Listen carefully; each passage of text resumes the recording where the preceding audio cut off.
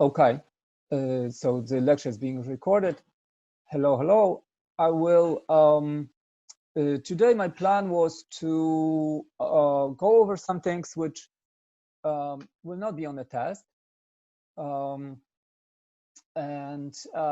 which are nevertheless, I feel very useful, and make a nice conclusion to the stuff that we were doing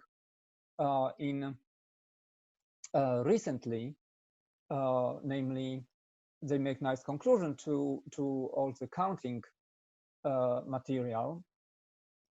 Okay, so once you're done with if you obviously right now you have the test to worry about, and even some of you the homework if you haven't submitted it already.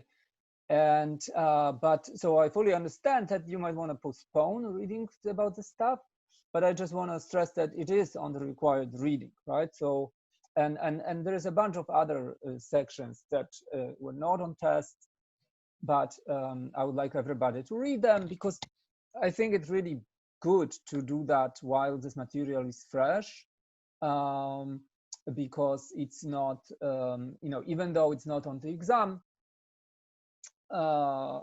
they are required readings, and I am just reading some chat messages and they are saying exactly that. So somebody is asking when the readings are required. This is it's all on the Piazza. I try to put the deadline as far up as possible, so basically it's the weekend after the final exam week. So you have a lot of time to complete whatever readings you haven't done, and read about the stuff that is, I believe, very useful for your future. But you can read this after your exams. Just don't forget about it, right? I'll try to send a reminder to the class. Okay. Somebody is also asking what's the passing grade for this class. I think it's a general question, like what is the passing grade in ICS, and that's there are two different interpretations. One is C, one is D. It depends what requirements you wanna satisfy for this class, and a lot of satisfying requirements is okay if you have a D. It's not great, but it's okay.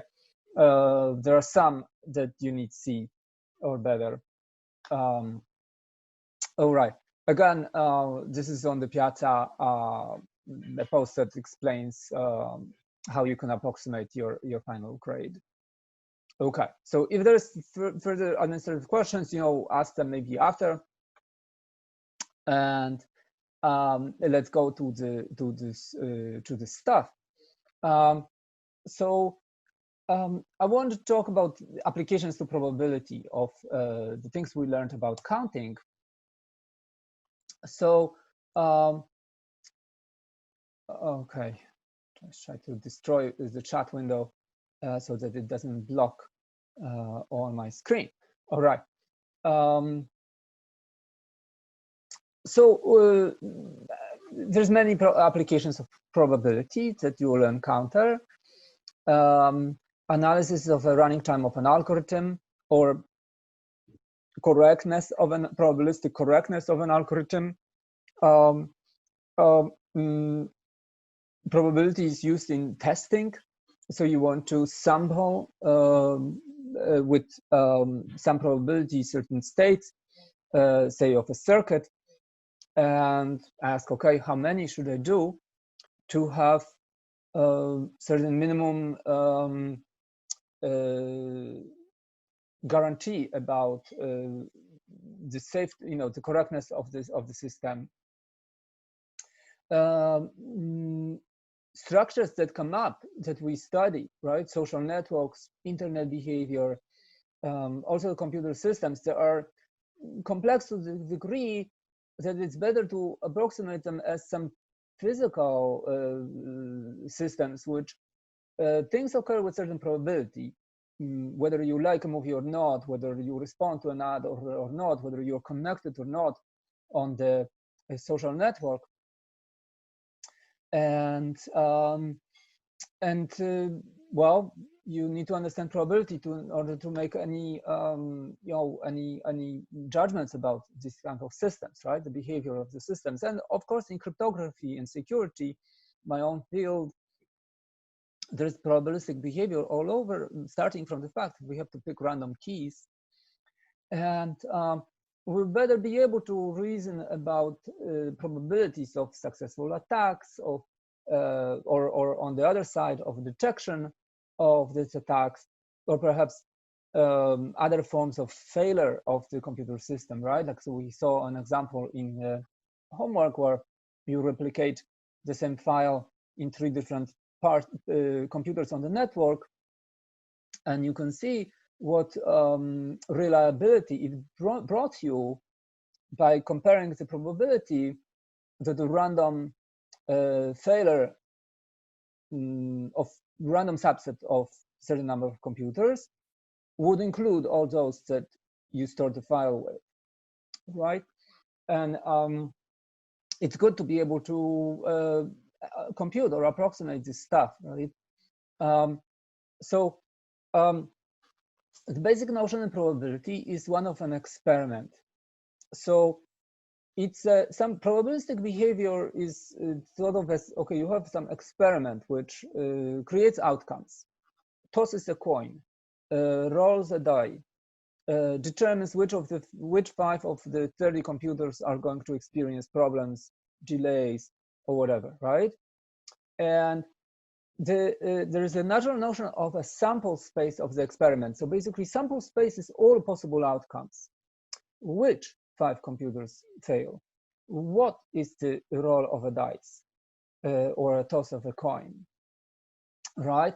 What 5-card hand you will draw from a standard deck, or what are the outcomes of 3 consecutive coin tosses, or what is the random bit string of length n that you actually choose as your key, let's say, or an n-bit random prime that you chose as a parameter in a public key crypto system, or private key crypto system, anyway. So you have a space from which an experiment is sampling outcomes, and then you have a probability distribution function. It's a function that assigns to every element in the sample space a real number with a constraint that this real number is between 0 and 1. So probabilities are always numbers between 0 and 1. So that's one constraint. And another is the sum over all elements in the sample space, so all possible outcomes. If you compute probabilities of each outcome, they have to sum to 1. Because basically, the interpretation of this probability function is like this. If some element in the sample space has probability 0, that means it never occurs. We could just remove it from the sample space for all practical purposes. If an element in the sample space has probability 1, then it always occurs. So it basically is not a probabilistic behavior at all. It's a deterministic behavior that just always chooses this one element from the sample space. It's like one of these counting problems, which are tricky because there is only one way to choose some object. So if you count the number of ways, it's one way. There is no choices. And probability anywhere between 0 and 1, right? It's the real probability, so to speak, right? Because these are the edge cases, which in some sense makes this uninteresting. So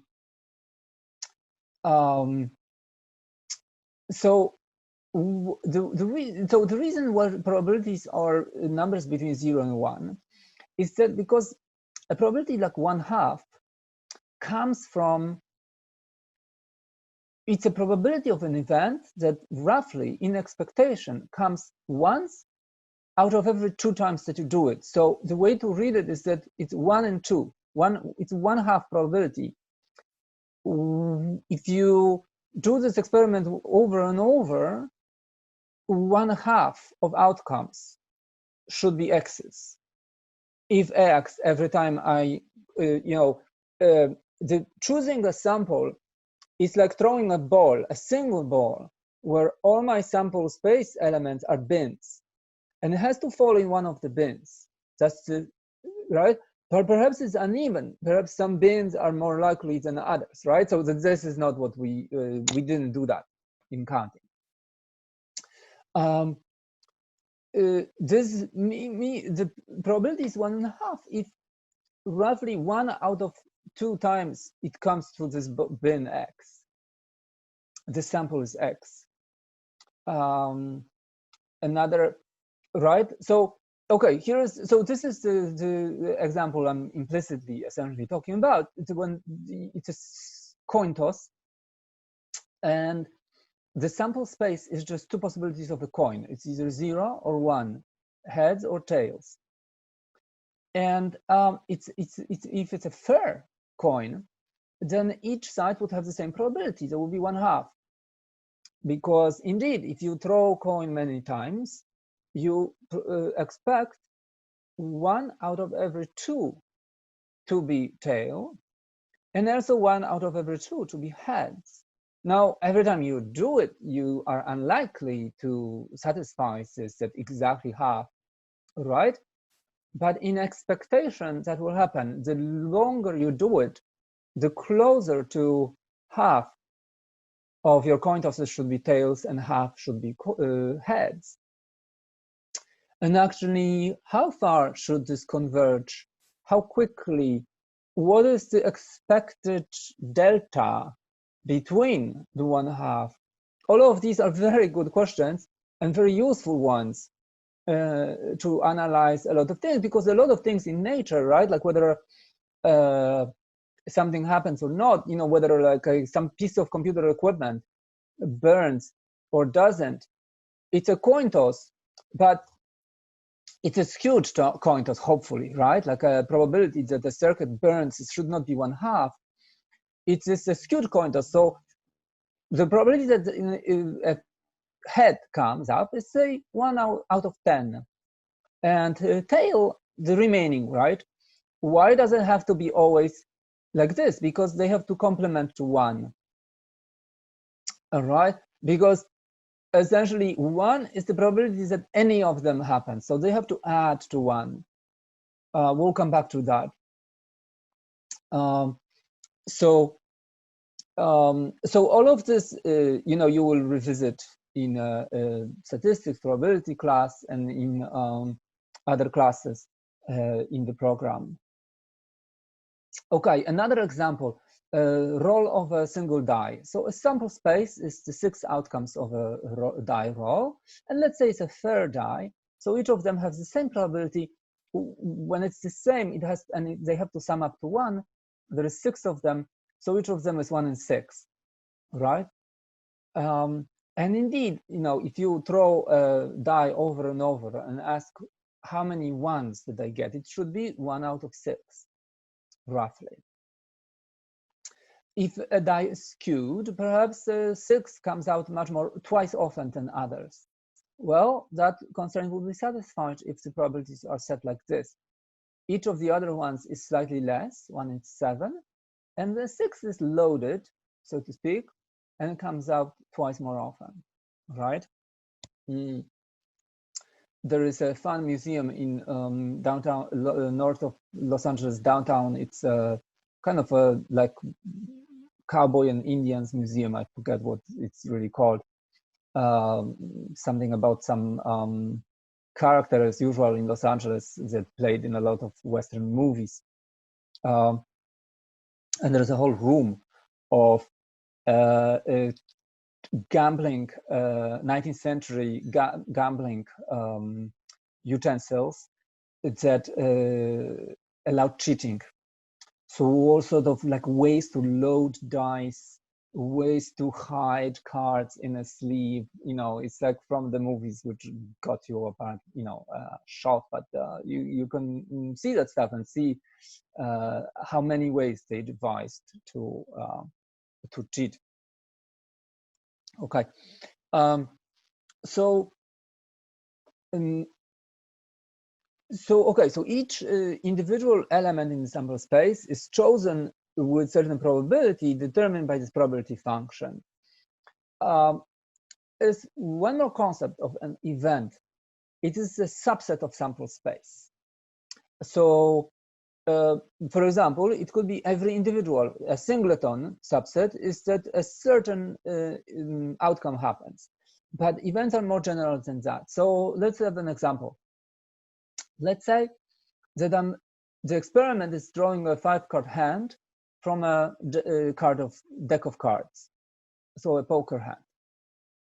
And I'm interested in the following event, that my hand has a pair of 8s. Okay, so there's some 2 8s of any suit. Let's say that's what I'm interested in. It's this sample space is all 5-card hands, right? All choices of 5 cards out of 52. But this event is a subset. It's a subset of all those hands which satisfy this requirement.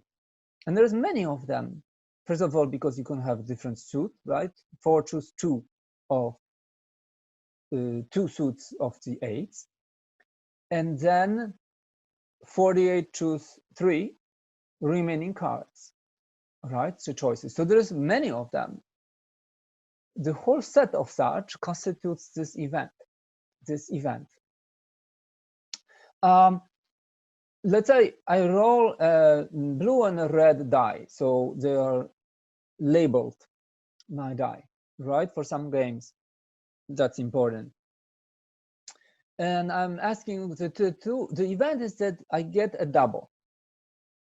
So what's the space? It's the roll of 2 dice, so it's 1 out of 6 for each die. So it's z6 squared, right? What's this z6? It's 0, 1, 2, 3, 4, 5, right? So it doesn't matter whether I count 1 to 6 or 0 to 5. It's the same thing. And the roll is some number in here for the blue die, and then some number of here for the red die, right?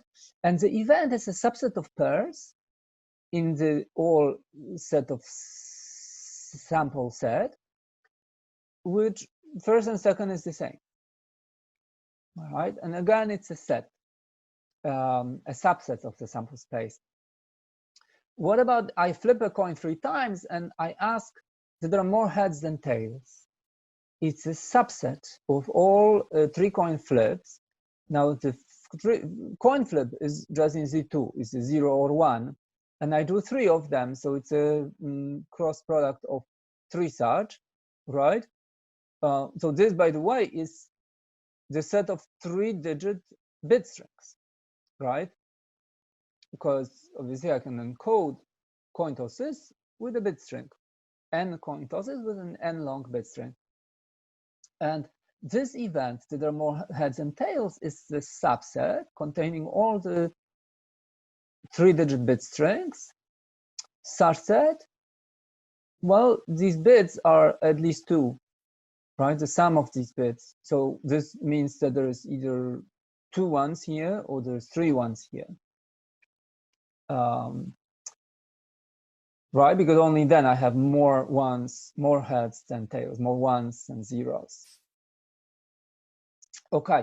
So that's an event, and now let's say I'm asked. Of course, I will be interested in what's the probability that a given event happens, and I define it, excuse me, as a sum over all elements in this event, because events are subsets of the sample space.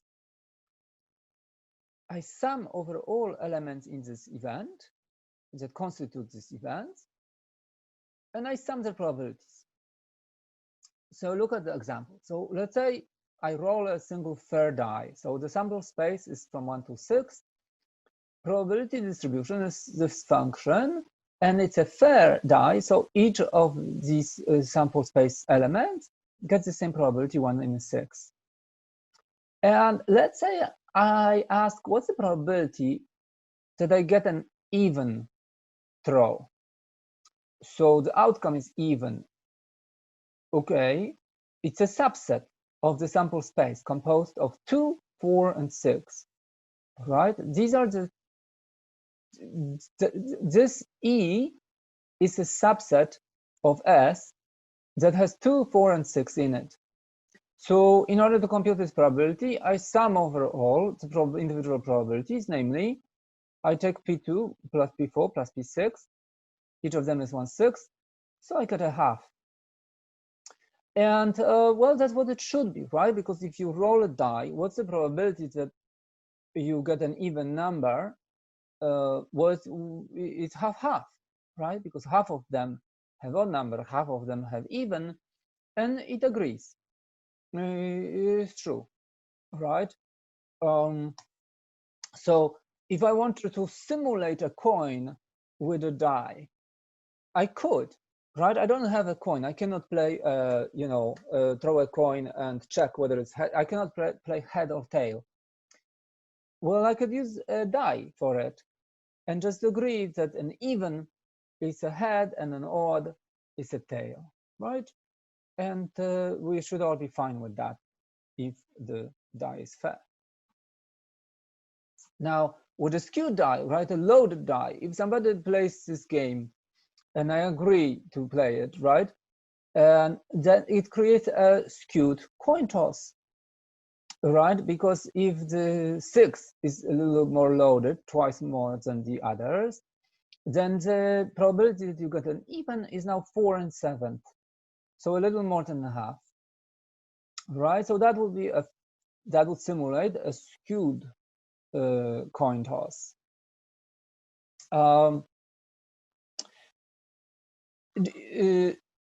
We very often deal with uniform distributions, which simplify computing probabilities. Uniform distribution is when the experiment assigns same probability to every element in the sample space. Okay, so that's an example of a fair coin toss or a fair die throw, right? Or in that exercise when I said you have 5 computers that fail, and what's the probability that this set of 5 includes the 3 that contain your file? I basically implicitly assumed, without explaining it so, that this is a uniform probability distribution, so that each of these possible subsets is chosen with the same probability.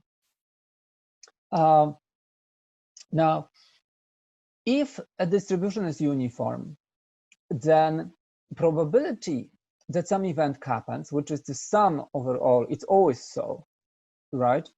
It's just that when the distribution is uniform, this simplifies because the probability here is the same for every x. It's 1 in the size of all the sample space.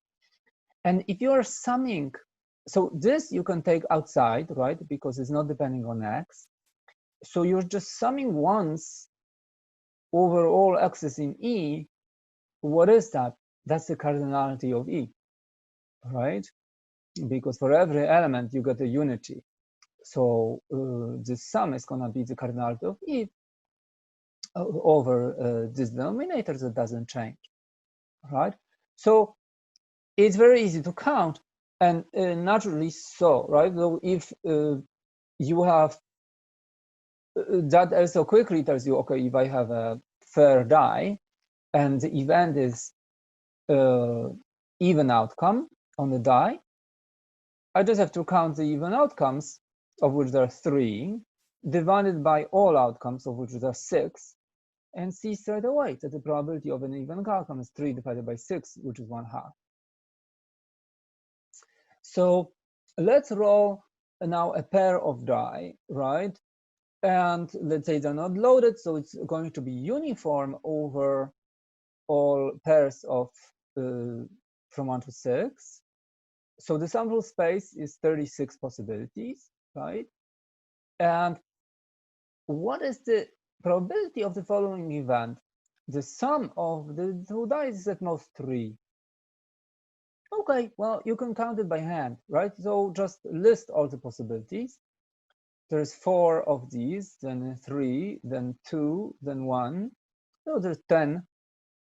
And you can check that all here are listed. So the probability of this event is 10 in 36.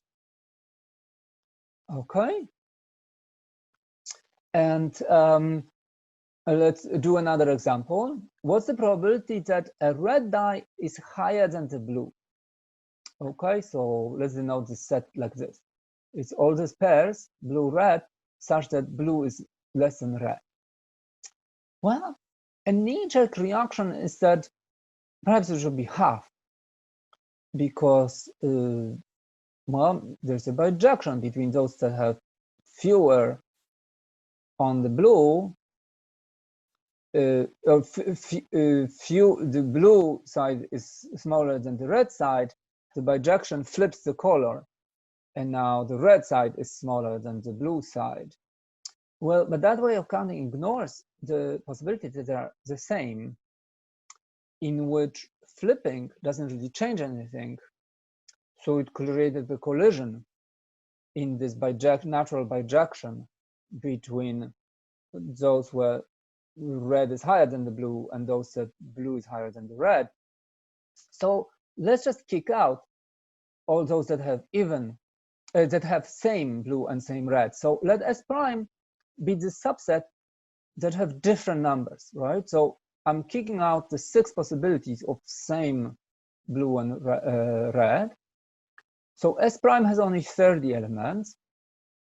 And now C is clearly a subset of S prime.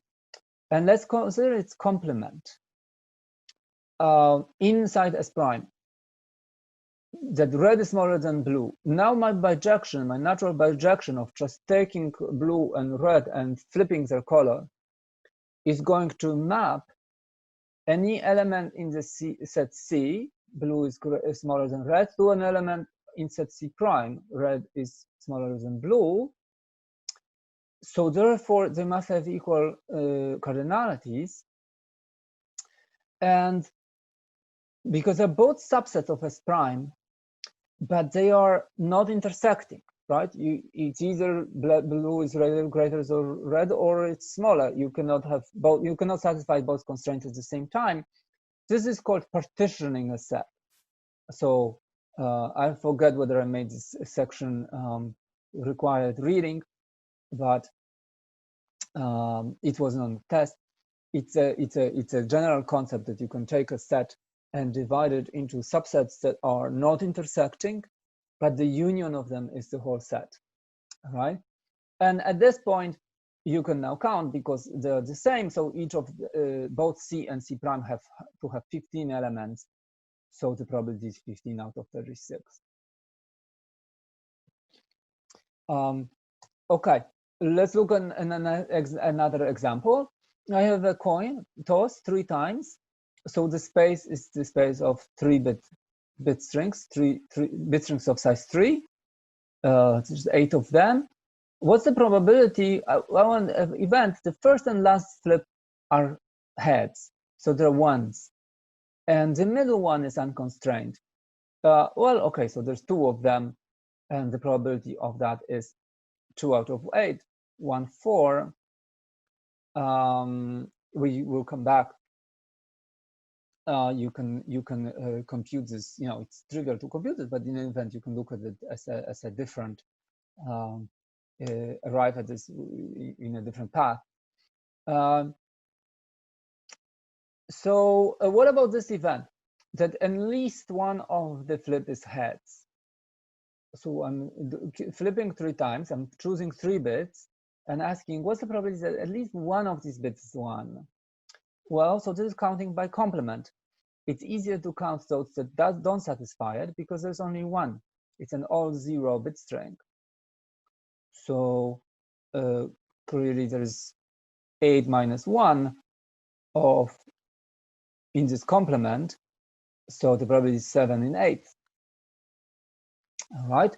And again, so the probability that you choose this string is 1 in 8 because it's a uniform distribution.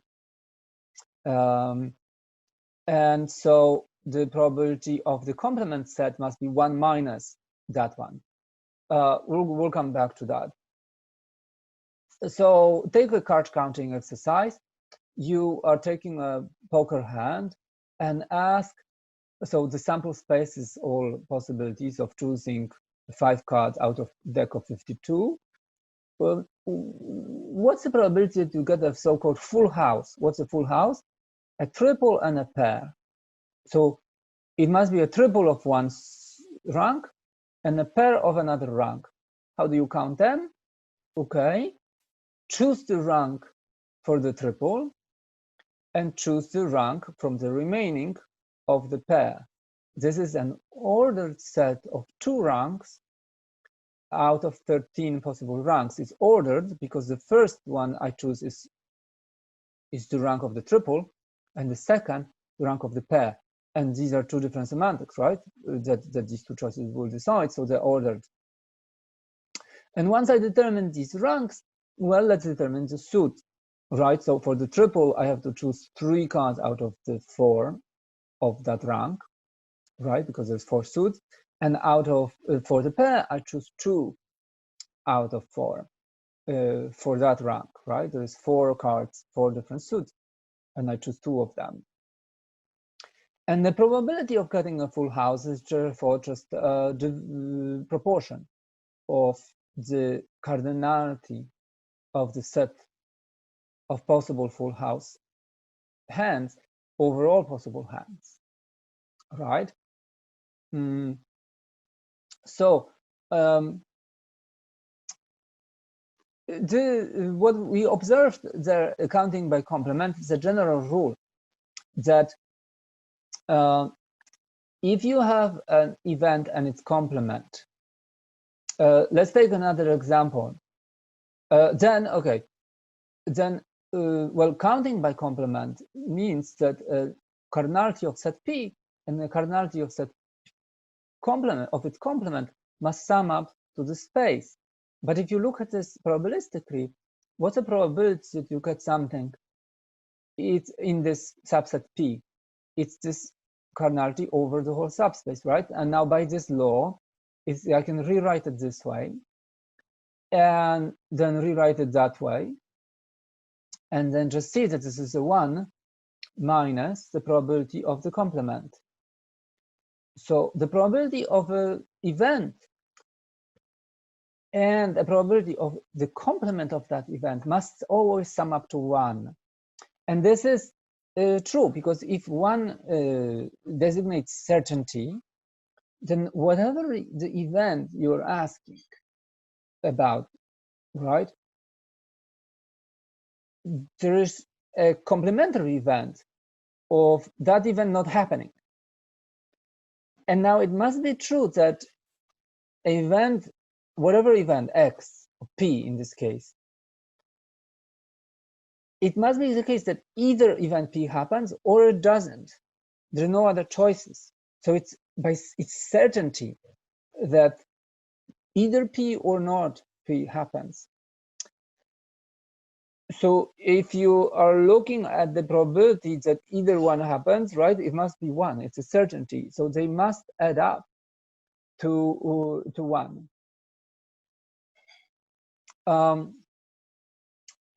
Let's take a 7-bit string and ask what's the probability that this is a palindrome.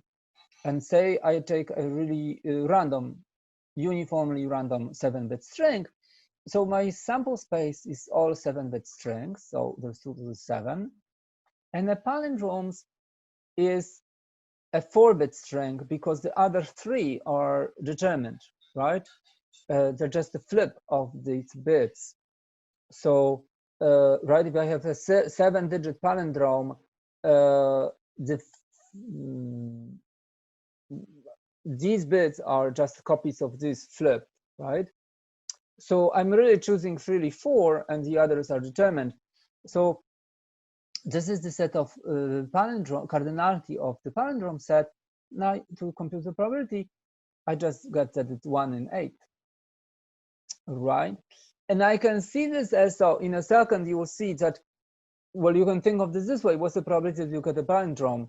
The 4 bits are unconstrained. Whatever they happen, I can get the palindrome. How? Now think of only 3 bits being random. And this bit is chosen at random, and it is a palindrome only if it's equal to this one.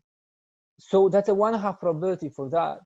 This next bit is also random, and it will form a palindrome only if it's equal to this bit, right? So again, 1/2 probability, and the last bit has to be equal to this first bit. So again, 1/2 probability. So it's 1/2 times 1/2 times 1/2, 3 times.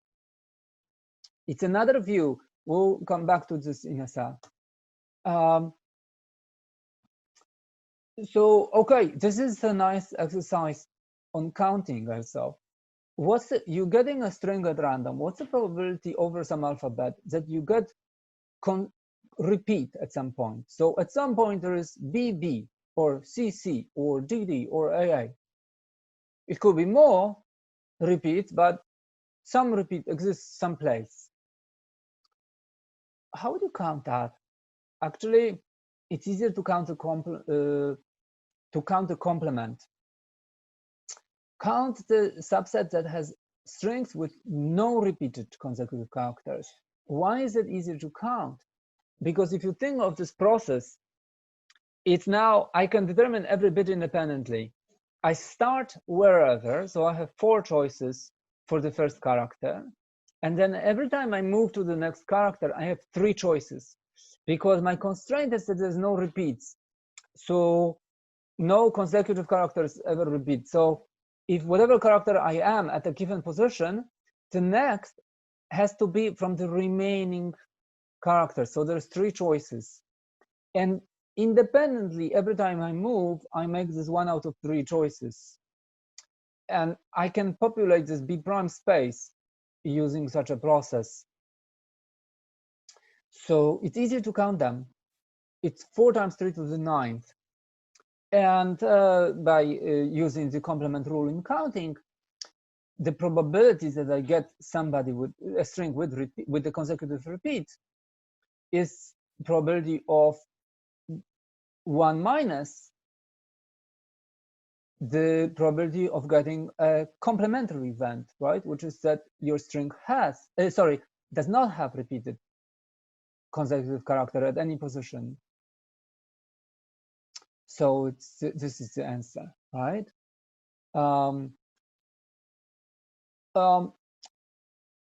There is another important concept is the independence of event. So it's a very natural concept. Like for example, in security, you can ask, let's say somebody observed a ciphertext, let's call it C star, you know, that these bits were transferred, okay, or like in hex notation, were transferred. And now they're asking, like, what's the probability that the real message that is encrypted here is some particular message I'm interested in, right? Like if they say sell IBM stock, then I know to base my financial decision based on that, but it goes over an encrypted channel. I wanna have a crypto system so that I can conclude that given ciphertext is independent from whether or not this plaintext occurs, right? That would be actually, that's called the definition of perfect secrecy of a cipher. So what is independence? Well, it's defined like this. 2 events, in this case, ciphertext equal to something, and the other event, plaintext equal to something, are independent if the probability that both occur can be computed as probability that the first occurs times the probability of the second occurs. So this agrees with an intuitive notion of independence, because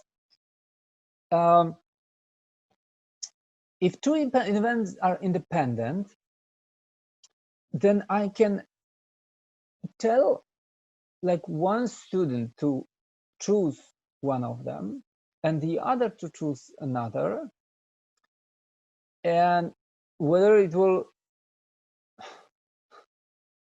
okay, maybe, no, sorry, I thought I have a good intuition this way. But I guess that's not really a good intuition. Well, okay. Well, let's see examples. So this is my notion of independence. They occur at the same time. In order to compute the probability that two events coincide, I only need to know probability of one and the probability of another. And independently, I can compute the probability of one, and independently, I can compute probability of another. And I already know what the probability that both occur at the same time. So for example, let's say you generate a 2-bit string. So 2 bits, x0 and x1. And my one event is that bit x0 is equal to 1. And this other event is that bit x1 is equal to 1. If you choose 2 bits in the at random, then obviously these two events are independent because you chose them independently. You chose x0 at random from 0 to 1. You chose x1 at random from 0 to 1. These were independent choices. When a random bit string is chosen, each of its bits is chosen independently. Well, and we can check that this is true, that this definition agrees with this intuitive notion of what's independent, of probabilistic events being independent. So what's the probability that A happens when the sample space is all 2-bit bit strings? So there's 0, 0, 0, 1, 1, 0, 1, 1. That's the sample space, has 4 possibilities, right? And what's in the subset of 1? It's 1, 0, and 1, 1. They both satisfy that the first bit is 1. There's 2 of them, and there is 4 possible choices. So it's 2 over 4, it's 1/2. Probability of this event, what kind of bit strings are in this event? It's 0, 1, and 1, 1. These are the 2 bit strings that satisfy this constraint. And again, there's 2 of them, and there's 4 all 2-bit strings. So this fraction is again 1 and 2. And what's in the intersection? It's a single thing. It's a string 1, 1. That's the only way to satisfy both constraints. That string is in both events, right? Because this event is, again, was 1, 1 and 1, 0. This event was 1, 1 and 0, 1. The one in the intersection is 1, 1. What is probability? You were choosing a random bit string. So it's 1 out of 4 possibilities, 1/4. And you have the equality, right? This event had probably 1/4. The individual ones had probably 1/2 each.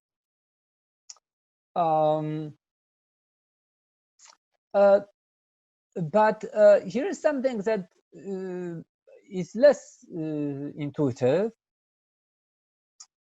Let's say one event is that first bit of this random bit string is 1.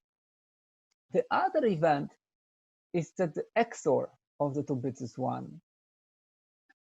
So let's say there's 2 bits random.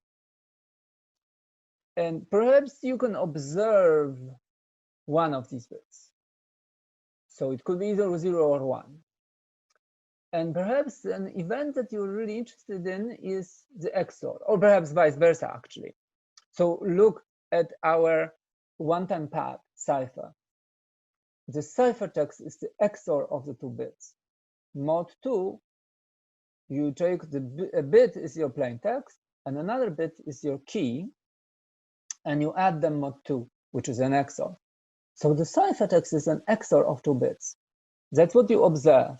That's an event that the ciphertext came out to 1. And you're asking, what's the probability that the plain text equals some fixed value? In this case, a few slides ago, it was, I want to sell IBM stock, but here I'm just transferring bits. So let's say bit 1. Are these two independent? Well, it's less intuitive because these two functions, whereas in previous example, this event depended only on bit x0. and this event only on bit x1, and I chose them independently, so these events better be independent. But now this event depends on bit x0, okay, but that one depends on both. So in some sense, they're not independent because they're functions of the same thing, x0. But in terms of probability, they are independent events. Let's look. What's the probability that the first bit is 1 if I'm choosing this bit string at random? Which in this cipher example means that both the plain text is random and the key is random.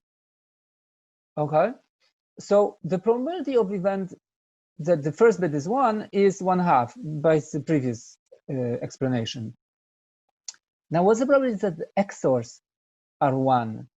That the XOR of the two bits is 1? Well, it's a probability of this event. What does this event contain? It's a subset.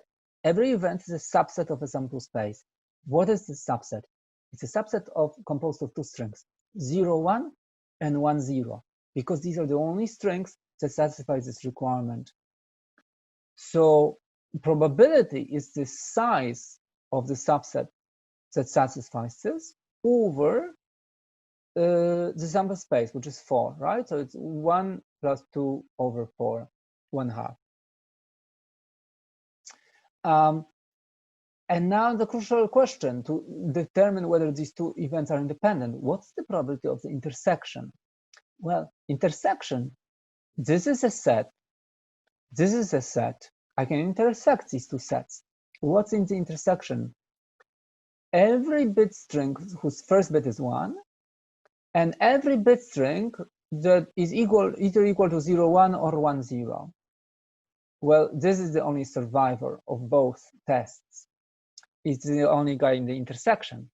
So the size of the intersection is 1. There's only one bit string there, 0, 1.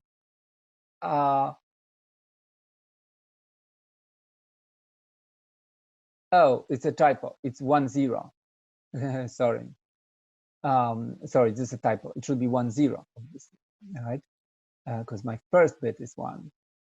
So it's 1 out of 4. And the equality holds. So these two events are independent, and you can sort of argue that they're independent like this. Whatever x0 was, the probability that the bit string satisfies this constraint is fully depending on the choice of x1, the other bit, right? If x1 is equal to x0, it will be out, and if it's not equal, it will be in. So it's 1/2 each. So that seems independent of the choice of x0, right? Whether this event will be happening or not. Okay. A related concept is of conditional probability, because I can ask the same question of what a given ciphertext told me about the plain text using the following question. What's the probability that a plain text satisfies some constraint, given that the ciphertext satisfied this constraint? So I'm asking what's the probability of event B, given that I observe that some other event already happened. So this is denoted with our old reliable bar, which I think it's like a 4th or 5th now meaning of this notation that you see in this class. In this context, the bar is read as conditional probability. What's the conditional probability of event B conditioned on event A happening? And it is defined to be the following. It's the probability that intersection happens, so an event that is an intersection of B and A, divided by the probability that A happened. So if you have a why is this? Okay, so just consider uniform distribution. It's going to be much easier to see and to argue. So in the case of uniform distribution, probability of an event is just cardinality of the event over the sample space. So if the conditional probability is the probability of intersection over the probability of the condition of the event that determines the condition, that specifies the condition, then if I'm dealing with uniform distributions, this probability is the cardinality of A divided by cardinality of S. And this probability is the cardinality of the intersection divided by the cardinality of S. Cardinality of S drops out because it's both in numerator and in denominator. So it cancels out. And I'm left with the size of intersection over the size of A. And now that is reasonable. Think of the random process, but you already know that it came into set A. So you really can ignore everything else. And you're just asking, what's the probability that it's in B given that it's in A? Well, if it's in B, you can just think of the process as uniformly chosen in A. It's uniformly choosing from this set A. And what's the probability that it's in B now? Well, it's the intersection. It's the size of B that is still within A. So it's an intersection of B and A. All right. If the process is uniform, then conditional probabilities are as if we are rescaling from the whole sample space and just going down to the subset that defines the condition, and still pretending that it's uniform over that subspace. Because indeed it is. If it's uniform over the whole and I'm conditioned over the event happening to be in set A, the sample space element chosen to be in set A, then I effectively deal with uniform distribution over set A. And I can forget everything that happens outside of set A. So all my events are becoming now intersections with these events and A. And I look at this is as if it was a uniform process over the reduced sample space, just A. So look at some example like from a shift cipher. So let's say I want to ask, what's the probability that a given plaintext happened conditioned by a given ciphertext that I observe? So it's the probability that this was transmitted and the ciphertext happened divided over the probability that this ciphertext happened. And look at shift cipher. So take a modulus and let the message be random in modulus and be encoded in that modulus. And the message is either this sample message, or let's say let's say that the message is either sell IBM or let's say buy IBM. Okay, these are the only two messages I'm concerning with, and they are 1/2 probability each. Now the key is uniform in the modulus, and the encryption is take a message and add the key modulo n, decrypt, you subtract the key modulo n, right? What's the probability that you observe a given ciphertext? So I want to first compute the denominator. So what's the probability that an encryption of a message hits the ciphertext? Well, it's the probability that I just plug into encryption equations that message plus key equals the ciphertext modulo n. But I can rewrite it because message is in some sense fixed and the ciphertext is in some sense fixed. What's the probability that I get a key that makes this equation true? And well, this was a test question to see that there is a unique key for every cipher message pair. It's bound to this equation. And so the probability that I get whatever this number is some number mod n over random choice of keys, it's the probability 1 in n, that the key is this particular residue mod n, right? So Now let's look at the nominator. Probability that a message hits this M star and that the ciphertext hits this C star that I see. Okay, I rewrite this part as that the key equals this, and now because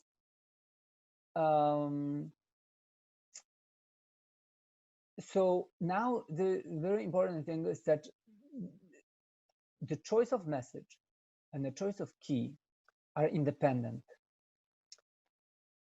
That should be true because whoever speaks, right, the key is chosen by the encryption box. The application that uses it better not mess with that. And this is another important reason never to use passwords or anything like that as a key, because that means that the key is actually related to some messages. No, the key should always be chosen independently and at random of the semantics of the application, right? Of the messages that you want to transmit over it. So the key is in choice of key and choice of message is independent of the choice of message. So I can rewrite this intersection with the independence, with the probability that a message hits M star and the probability that the key hits this particular value. The first part is 1/2 because I assumed that the two messages are either buy or sell IBM stock with 50-50 each. The second is 1 in n, so it's 1/2n. And now if I compute this conditional probability, this is 1/2n, and this is 1/n. They cancel out, it's 1/2.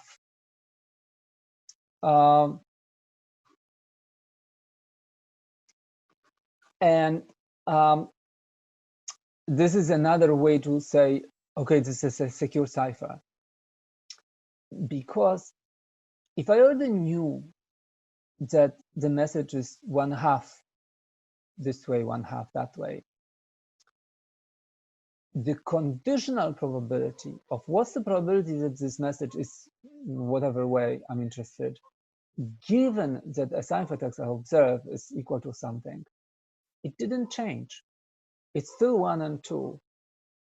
So the ciphertext doesn't improve my probability, my ability to predict what the plaintext is from some a priori notion that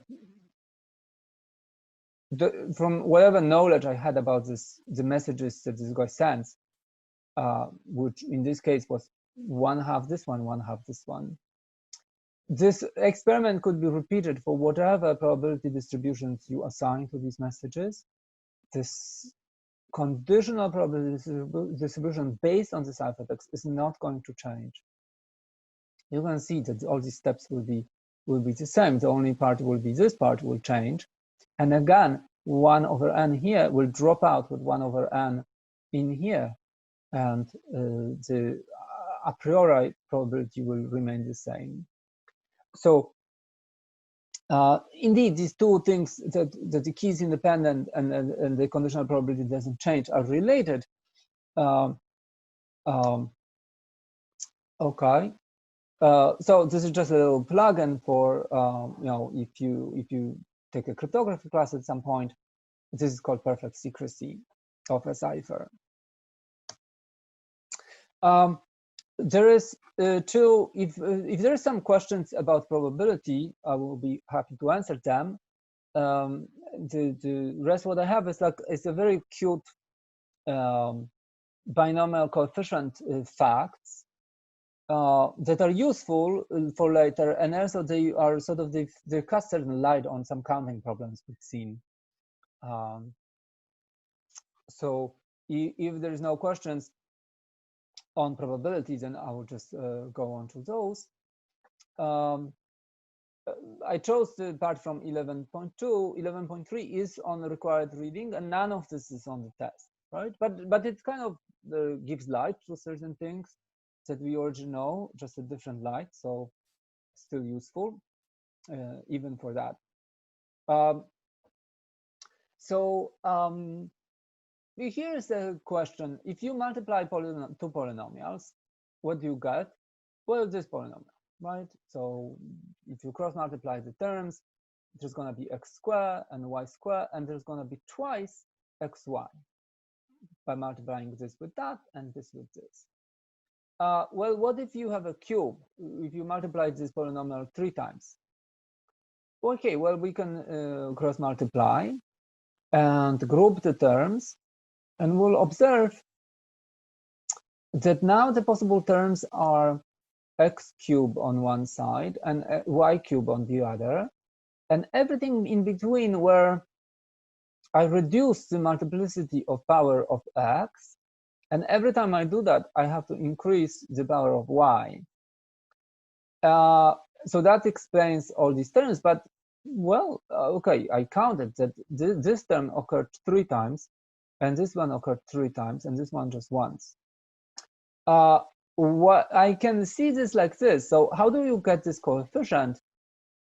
Well, you can enumerate all ways in which this term x. Oh, sorry, this it should be over x squared too. So yeah, this round should be over here. How many times this term x squared y appears? It's of every of these I choose one term. And how many choices are there that end up choosing x twice and y once? It's 3 choose 2. Because I'm choosing a subset of these individual polynomials from which I'm going to choose the x term. And I have to choose this x term twice, because otherwise I will not get this term. And the remaining, the y, right, is just determined by, if I didn't choose the x, then I must have chosen y. All right.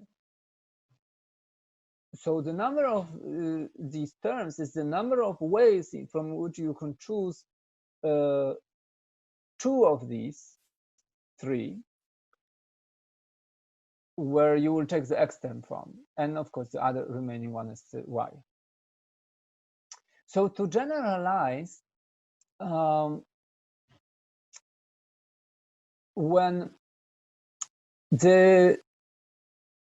if you take x plus y to the nth power, what terms do you get? Each term is like x to something, y to something. These expressions always look like this, because you multiply n terms.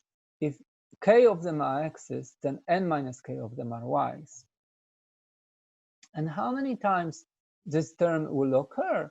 It's the number of subsets of n that contain exactly k elements. Or I can look at them as bit strings. So the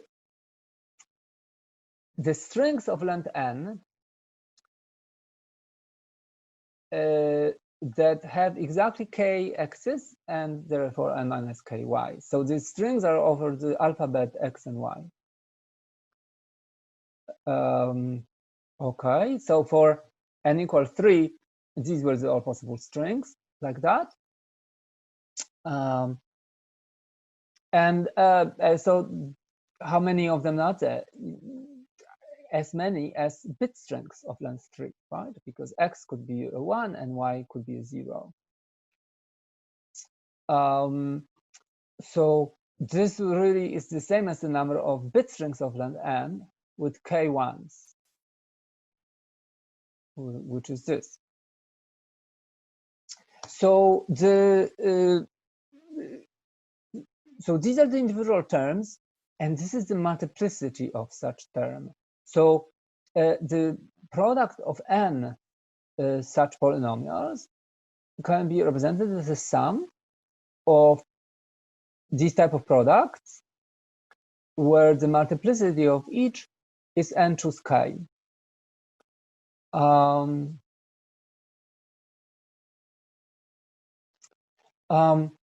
So Okay.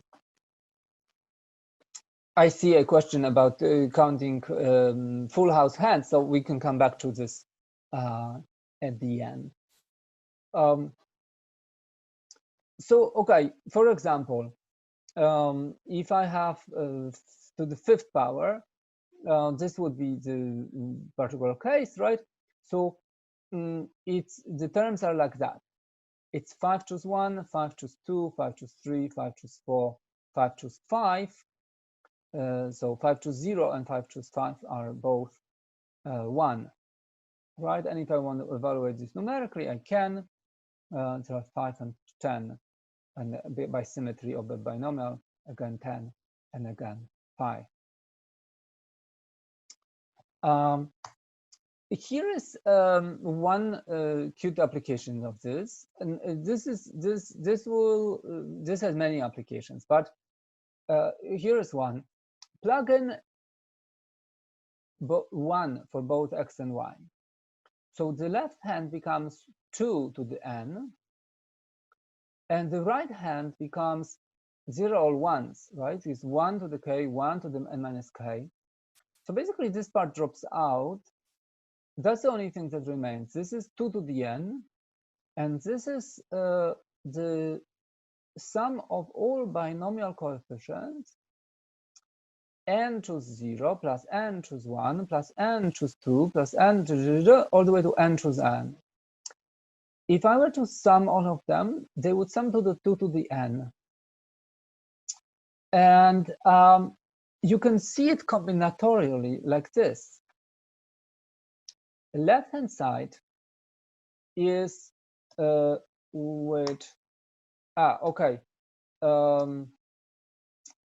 So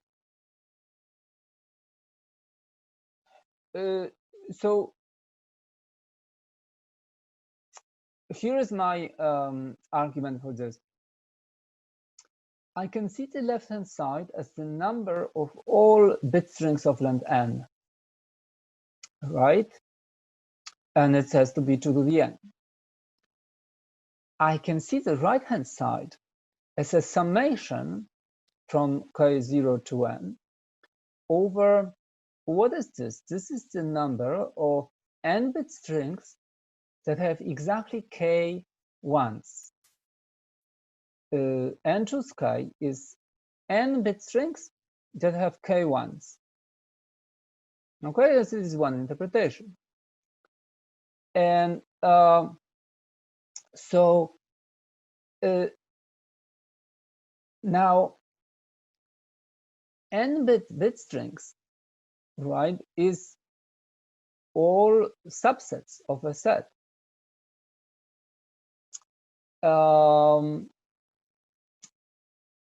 You know what?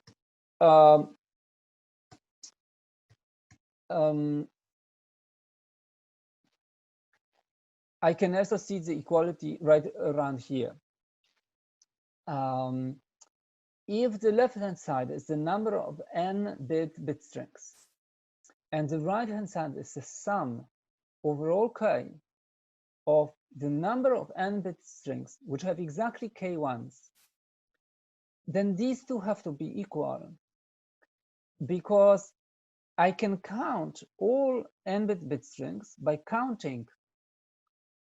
partitioning them into n plus 1 for k equal 0, k equal 1, k equal 2, all the way to k equal n subsets.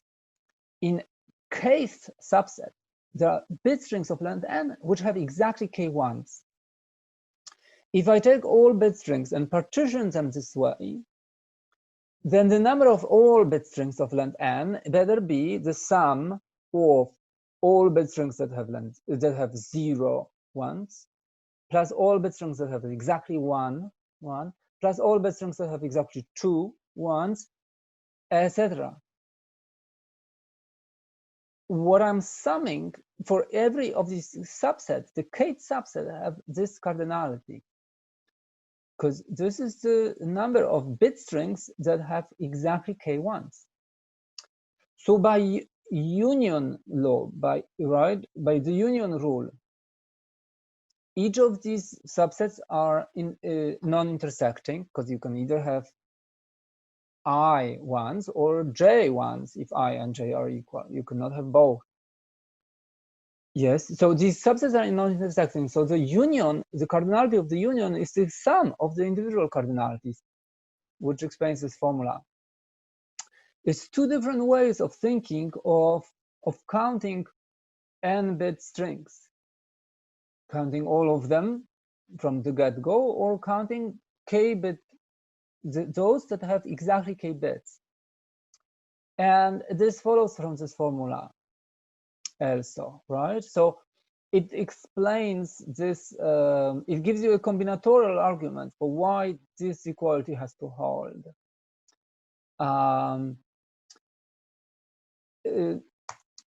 You can also equate these, instead of thinking of bit strings, you can think of subsets.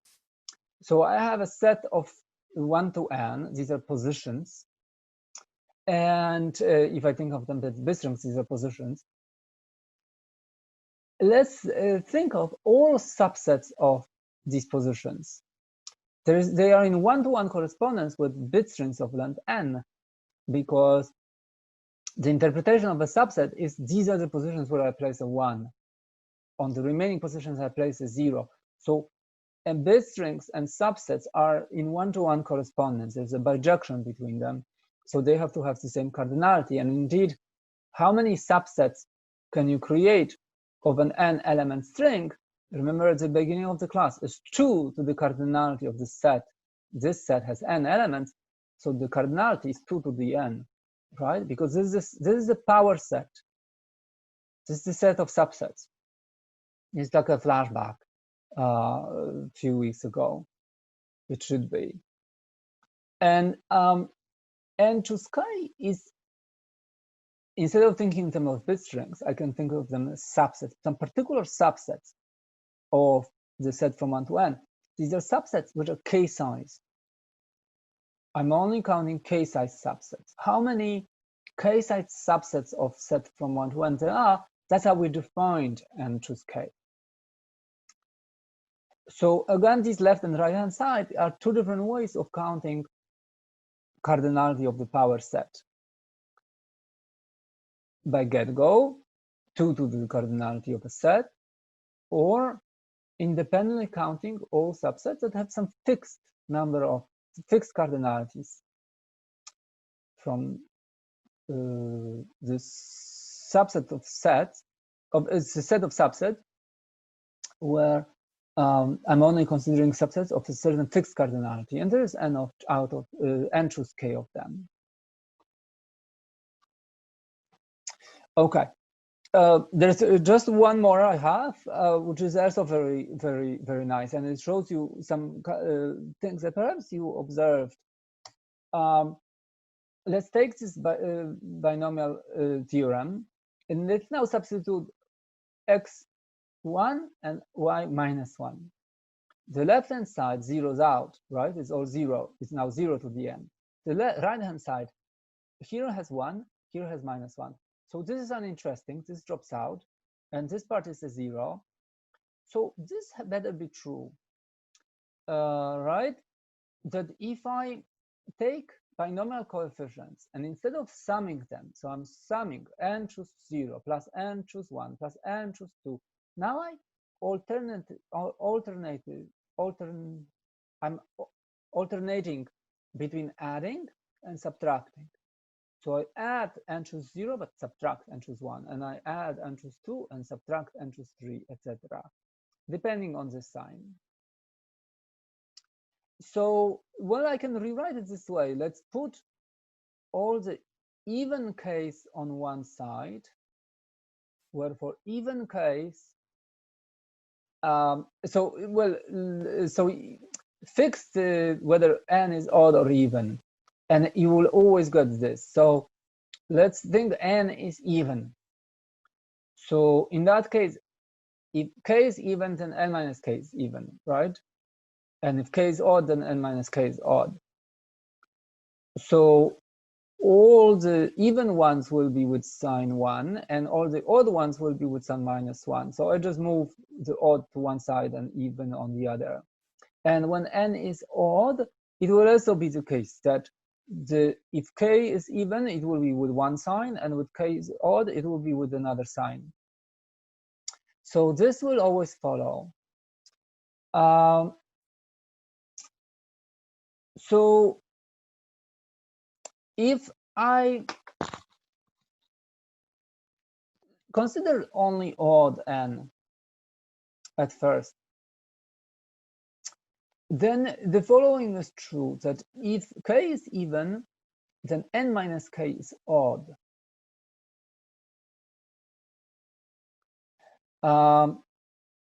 So k is odd, even is only n minus k is even. Let's think of the left-hand side as strings with even number of ones. At the number of strings with even number of ones, because n choose k is the strings with k, it's the number of strings with k ones. When I sum up over even k's, I'm effectively counting all n strings which have even ones. Now there is a bijection between these two sets, right? I flip zeros for ones. So the number of strings with even number of ones and this number of strings with even number of zeros should be the same, because there is a bijection between them. This is this part, because if I have even number of zeros, then I have odd number of ones. I assumed n is odd. So this is a very easy bijection, which justifies this equation in combinatorial terms. It really must be that this summation of this every other coefficient, binomial coefficient, must equal to summation of the rest. You can also see this directly, because you know that 5 choose 0 is the same as 5 choose 5, and 5 choose 2 is the same as 5 choose 3, and 5 choose 4 is the same as 5 choose 1, right? So you can look at this numerically and see this, or you can think of this as representing some facts about counting strings or counting subsets, again, because of this bijection between counting strings and counting subsets. The argument we left out for even ends is slightly more combinatorially complex. So I will leave this as an exercise, and you can see the book too. So that will be all from me. If there is questions, I'm happy to answer, and I can start with the chat question that was counting the full house hands. Okay, there was a complex counting problem.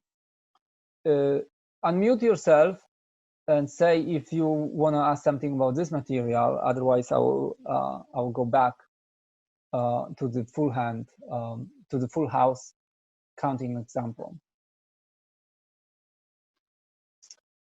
Okay. So let's go to that. Yeah, here we have the full house, right? So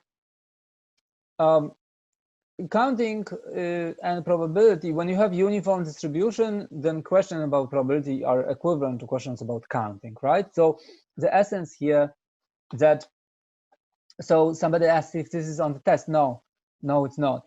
Probability and this combinatorial view of some counting problems are not on the test.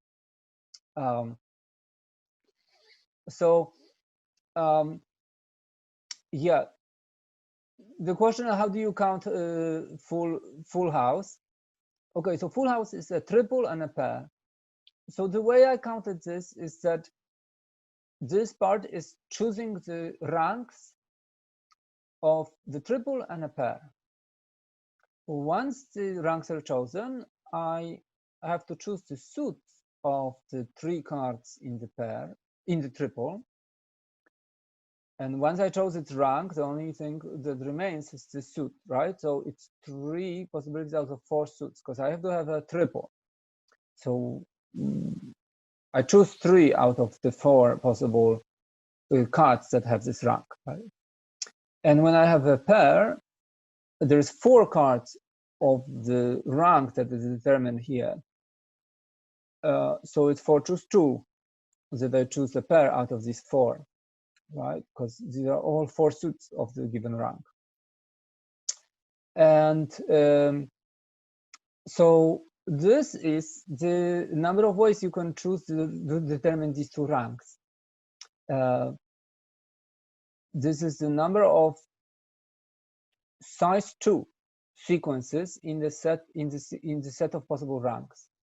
These are sequences as size 2 because the first one will determine the rank of the triple, and the second will determine the rank of the pair, and they're ordered because the first one is the triple and the second one is the pair. That's how I'm going to interpret them. And it's, if I choose ace sevens, that's different choice than 7 eights. Aces, right? Because the first choice tells me that I have 3 aces and 2 sevens, and the second tells me that I have 2 aces and 3 sevens.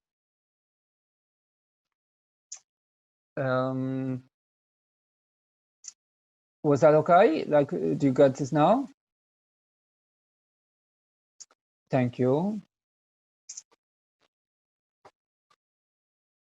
Well, and if you have some questions, you know, shoot them. I guess problem on the homework are okay too. You know, not to because students who try to watch this on YouTube will be just a mess, because I'll be answering to questions on the chat you don't know. So I will just thank everybody in the class on YouTube and disconnect recording. But if you want to hang around and ask me some questions, you're welcome too. So goodbye and good luck to everyone.